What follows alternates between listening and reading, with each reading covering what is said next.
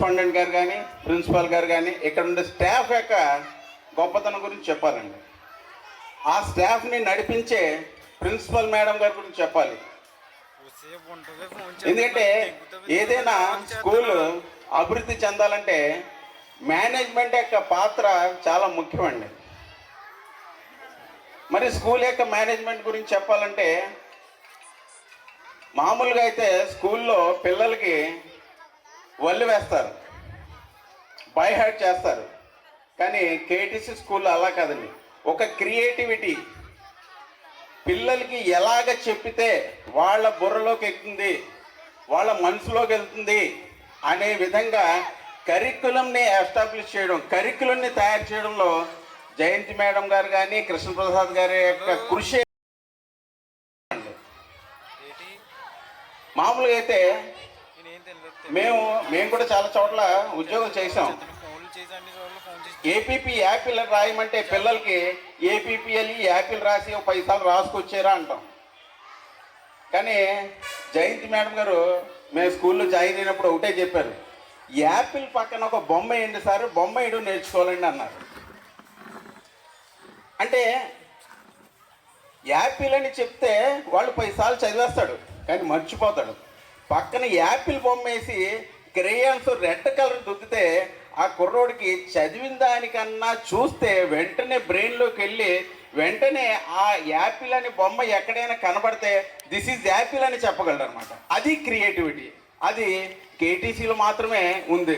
ఒక్కసారి మీరు అందరూ గట్టిగా చెప్పట్లు కొట్టాలి. ఇది అది క్రియేటివిటీ అంటే. అదేవిధంగా ఏబిసిలు రాసేటప్పుడు మోడల్స్ తయారు చేసేవారండి.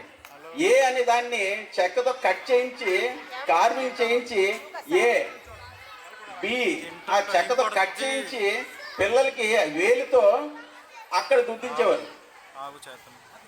అంటే ఎలాగా ఇప్పుడు మామూలుగా అయితే పేపర్లో రాస్తే తప్పులు వచ్చేస్తాయండి పెన్సిల్తో. కానీ ఆ ఏబిసిడీలు అనేది కట్ చేసి అక్కడే ఆ కట్ చేసిన దాంట్లో ఏ అనేది చక్కగా రాస్తే వాడు అదే నేర్చుకొని పేపర్ మీద రాసిన అప్పుడు కూడా చాలా కరెక్ట్గా రాత దస్తూరి రైటింగ్ చాలా కరెక్ట్గా వస్తుంది. అటువంటి క్రియేటివిటీ కేటీసీలో. అంతేకాకుండా సార్ గారి దగ్గర ఇంకో ఉండేవి గరుకు పేపర్లు ఉన్నాయంటే శాండ్ పేపర్స్ ఉంటాయండి. ఆ శాండ్ పేపర్స్తో కూడా ఆల్ఫాబెటికల్స్ కట్ చేయించి వాటిని పేపర్ మీద అతికించి వాటి మీద కూడా దుద్దించేవారు. అంటే ఆ గరుకుగా ఉండే ఆ పేపర్స్ మీద దుద్దడం వల్ల ఆ పెన్ ఆ ఏబిసి దుద్దినప్పుడు ఆ చేతి వ్రాతకి మెదడుకి కూడా కనెక్షన్ ఉండి ఆ గరుకుదనం ఎలాగుందో ఆ విధంగా లెటర్స్ మైండ్లో ఫిక్స్ అవుతాయి. అది క్రియేటివిటీ అండి. అది కేటీసీ అంటే. మరి ఇంత చక్కటి క్రియేటివిటీ ఉన్న కేటీసీ 25 years పేరెంట్స్ మీరందరూ కూడా ఇంత చక్కగా వీళ్ళని ప్రోత్సహిస్తూ ఇంకొక 25 years కాకుండా ఇంకా 50 years వరకు కూడా కేటీసీ అనేది రామారావుపేటలో ఒక చిరస్థాయిగా ఉండాలని నేను కోరుకుంటున్నానండి.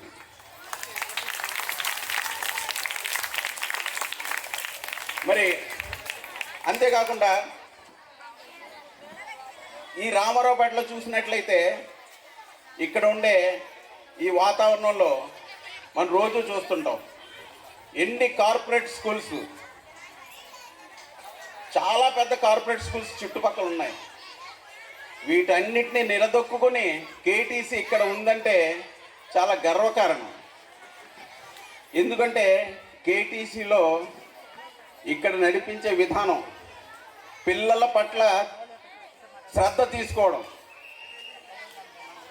పేరెంట్స్తో మాట్లాడడం, ప్రతి పిల్లవాడిని అండ్ కృష్ణప్రసాద్ సార్ అండ్ తల్లిదండ్రులు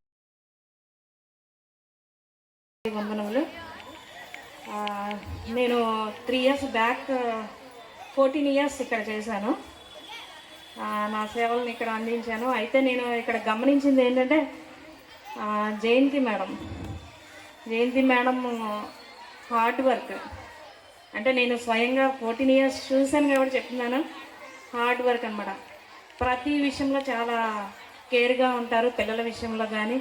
అలాగే లంచ్లో కూడా, ఏ స్కూల్లో కూడా అలా ఉండదేమో, లంచ్లో కూడా పిల్లల్ని దగ్గర కూర్చోబెట్టుకొని మొత్తం అంతా తినే వరకు ఉంటారు. అలాగే చదువు విషయంలో కానీ, అదర్ యాక్టివిటీస్లో కానీ మేడం చాలా కేర్గా ఉంటారు. నేను అంటే నాకు ప్రతిరోజు నేను మేడంతో, నేను ఎంత స్కూలు ఇక్కడ వదిలి 3 ఇయర్స్ అయినా మేడంని మర్చిపోలేదు, అలాగే పేరెంట్స్ని మర్చిపోలేదు. ప్రతి వారితో టచ్లోనే ఉన్నాను.